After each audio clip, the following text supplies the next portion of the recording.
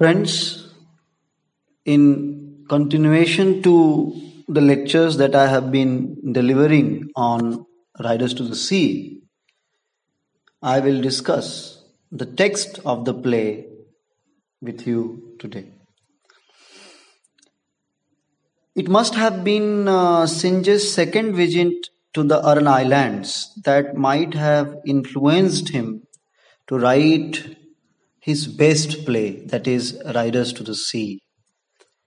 If you have read the play Riders to the Sea, you know that the play is set in a cottage on Anishman, which lies in the middle of Aran Islands.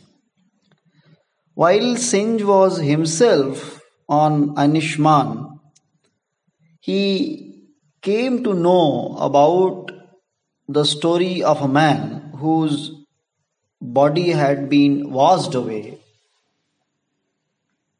on the faraway coast of Donegal, and whose body was later recognized due to the peculiarity of the dress that he has worn. Now, you can clearly understand that Synge used this incident, real incident, and documented it in his play with regard to the story of Michael, one of the sons of Maurya, about whom this play is. You must understand that Aran Islands, from which Synge got inspiration to write plays, was a primitive space. It was a land where people were living quote unquote pre-modern lives, where intellectuals, writers, anthropologists, ethnographers visited in search of isolation. And when they encountered self-dependence of Aran Islanders, they were amazed. Now, you must remember that Riders to the Sea is an ethnographic allegory wherein Synge used real events, true stories that he has heard while his stay on the Aran Island, and he represented those real events in the allegorical form, providing those stories with the power of sympathy through his uses of dramatic irony. And these ethnographic allegories move the audience to pity, to terror, producing one of the most important tragedies of modern times, especially that of Aran. You know that Riders to the Sea is a story of an old woman who had lost her husband and her 6 sons to the sea. His six sons were Seamus, Patch, Stephen, Sean, Michael, and Bartley. Apart from these 6 sons, she also has 2 daughters, Kathleen and Nora. And when the play opens, Nora had received some clothing from the young priest of the island, who never appears as a character in the play. And she informs her sister Kathleen that the young priest has told her that if these clothings belong to her brother, she and her mother are to be informed that Michael has got the clean burial by the grace of God. In fact, Nora does not want this news to travel to her mother because her mother would cry and lament over the death of her fifth son, Michael. Tragedy for Moria is not only the previous loss of her husband and 4 sons, or the later discovery that Michael is also dead. The tragedy is that even her last surviving son, Bartley, is proceeding to Galway Fair with the horses, which Moria does not want to. In fact, Nora requested the priest of the island to desist Bartley from going. But priest told Nora that he would not stop him. However, he consoles Nora by telling her that Almighty God, who has already taken away 5 sons of Moria, would not leave her destitute. He would not leave her to live with no son living. These are the quotes from the text. You see, if you would analyze this conversation between Kathleen and Nora carefully, you will understand that islanders on the Aran Island have a deep faith in the power of God. They deeply believe in Catholic Christian precepts. And only through their faith in God and in Christ, they are surviving and facing the hardships of life. The play progresses. Bartley comes home. He has been seeking a rope which he needs to start his journey to Galway Fair. But Moria does not want him to go there. She tells him categorically that if Michael is washed up tomorrow morning or next morning or whenever we come to know that he is dead, for it is a deep grave will make him by the grace of God. And that rope will be needed. You see, by forbidding Bartley to have that rope, Moria wants to tell him not to go. But Bartley is young, resistance. He is a rebel. He cannot listen to his mother. He says, I must go now quickly, because this is the boat going for 2 weeks. And the fair will be a good fair where he will be getting huge prices for the horses. Moria tells him that if it was 100 horses or even 1,000 horses, she says you cannot compare the price of 1,000 horses against a son when there is one son only. You can clearly see how deeply perturbed Moria is on coming to know that her last surviving son is also going to leave her soon. She knows the malevolence of the sea. She knows the cruelty of the ocean.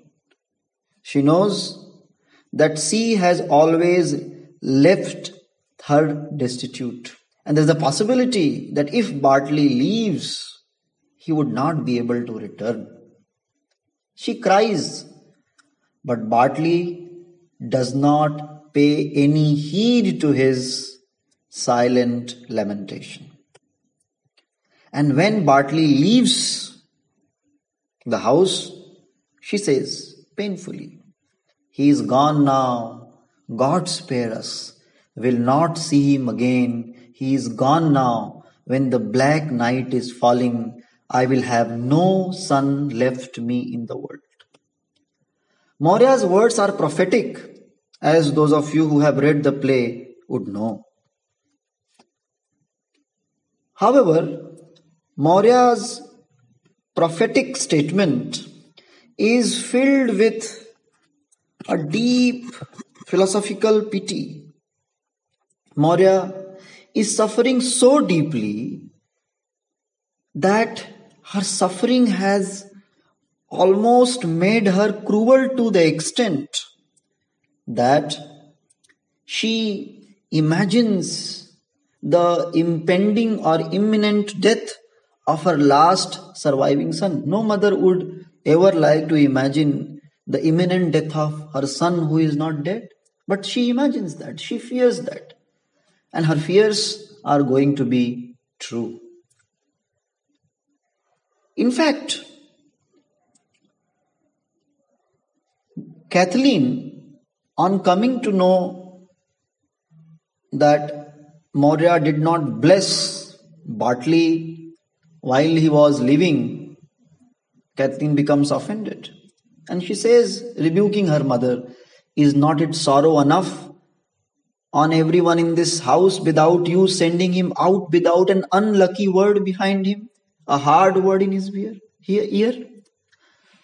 Now you see, Kathleen is saying, how cruel you have become, mother. How can you send your last surviving son to the fair without blessing him? What you need to understand here, in primitive pre-modern society, blessings are seen to be literally.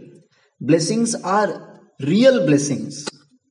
They have not only symbolic meaning, but are imbued with real powers. And that's why even Kathleen comes to know that Maurya has not blessed Bartley. She becomes very upset.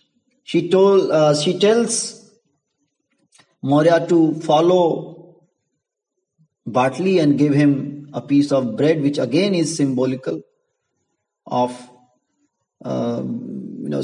and has biblical reference to Christ and his bread. Now you see, however, Maurya knows that her son is not going to return. She says, in the big world, the old people they leave things after them for their sons and children. But in this place, that is Ireland, young men leave things for them to be old. Alright? So, Maurya says that the world of islanders is an insecure world where most of the men on their journey to the sea are unable to return. You know that the play is titled Riders to the Sea. These riders to the sea are never able to return their homes. Maurya has lost 8 riders of her family. Her father-in-law, her husband, and you know that she would lose all her 6 sons in the course of the novel. Alright.